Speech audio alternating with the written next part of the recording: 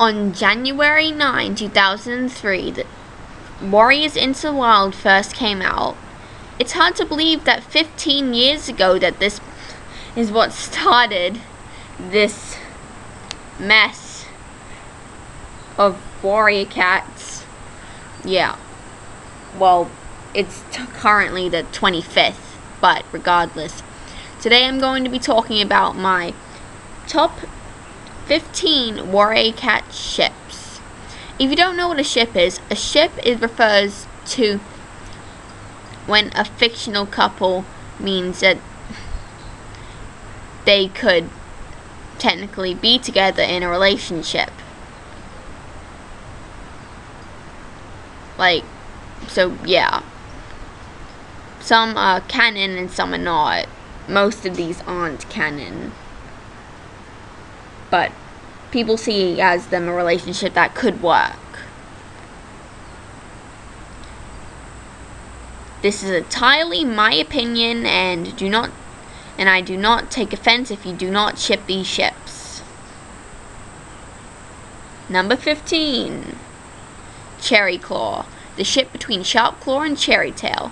So basically, this is a canon ship, and it is incredibly cute, and it just says so much about their relationship and everything. And yeah. Number 14. I have this thing, I like to ship Fireheart and One Whisker, because they were really close when they were warriors, but when they became leaders, they separated because One Whisker became anti-ThunderClan, but obviously he still cared for Firestar because they were friends and stuff, right? Because yeah. Number 13, Bright Sky. So these guys were super cute, and then Bright Stream died, and then Clear Sky became a butt. Number 12, Crowpool. So I ship these two, and they are canon. I just imagine their relationship is actual liking to each other. Unlike, no, I do not ship Crowfeather and Feathertail. Their relationship would not have worked if Feathertail had lived. I'm sorry, but I do not hate you if you do ship that. Number 11, Stormwing. So, these guys, there was some romance between them, and then Clear Sky ruined it. Why? I mean, you guys might ship him with Turtletail, but Grey Wing did, he did like Turtletail, but then he felt it more towards Storm, and I understand that, because he wasn't officially mates with Turtletail, and Turtletail had children with someone else, so, I mean, with that Tom called Tom. So, yeah. Number 10, Fire Stripe. So this had to be on the list. It was probably one of my first ever ships ever. Because, Grey Stripe's the first clan cat we meet, and Firestar is our main character for the first 7 books. They're just friends, and they are friends, but it would be cute and stuff.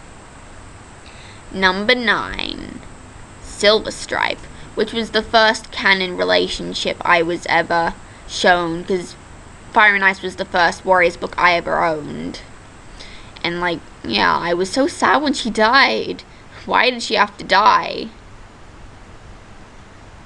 Number 8, J-Moon.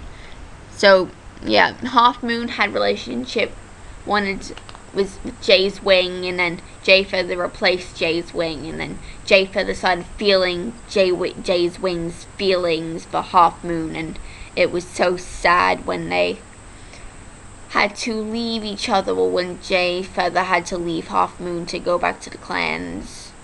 Why? Number 7. Jake Tail. Technically this is considered canon because Kate confirmed that they were in love, so it was up a spot because it was canon? I'm not sure. But yeah, really cute. They went on a journey together and Jake convinced Tall Tale to not kill Sparrow. I would have still been mad at Sparrow. I probably would have killed Sparrow. But that's just me.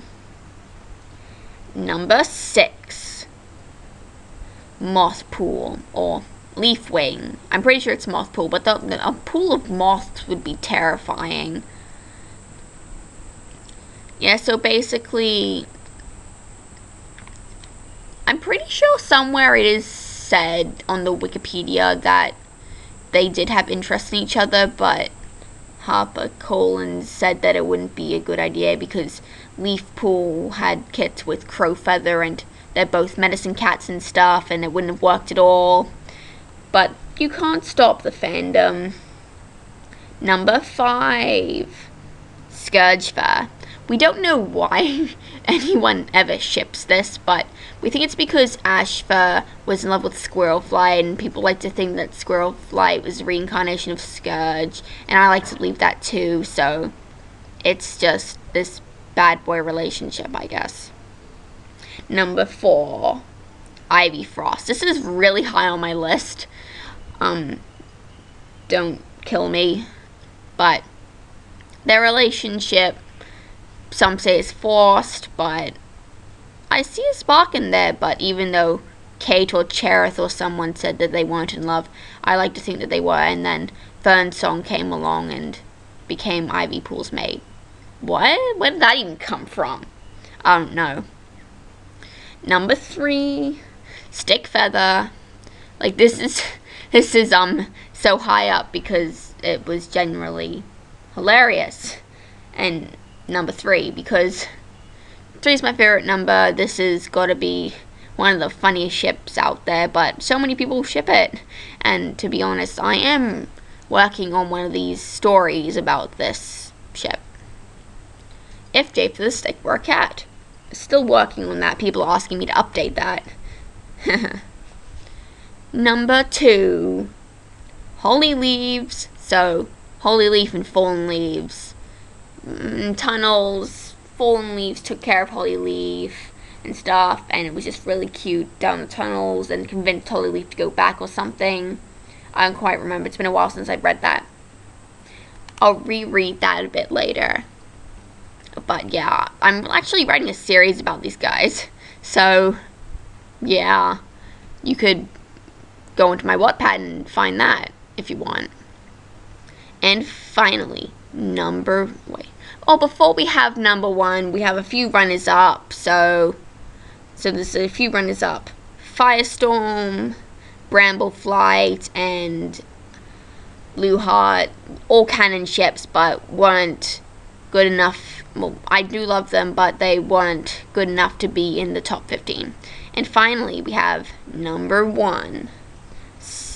So this is kind of a weird one because these guys have never met, but it is Snowfur and Mapleshade. You're probably wondering, why on earth would you ship these two? They've never met at all.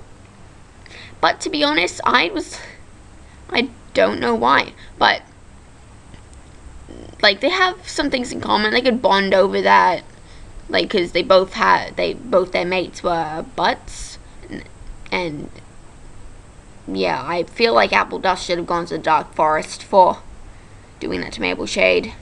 Mapleshade should have been in StarClan. Mapleshade should have been in StarClan. Mapleshade should have been in StarClan. But that is a video for another day. And so basically, yeah. Let me know your ships down in the comments if you want, and talk about why you like those ships so much. And yeah, we'll see you next time.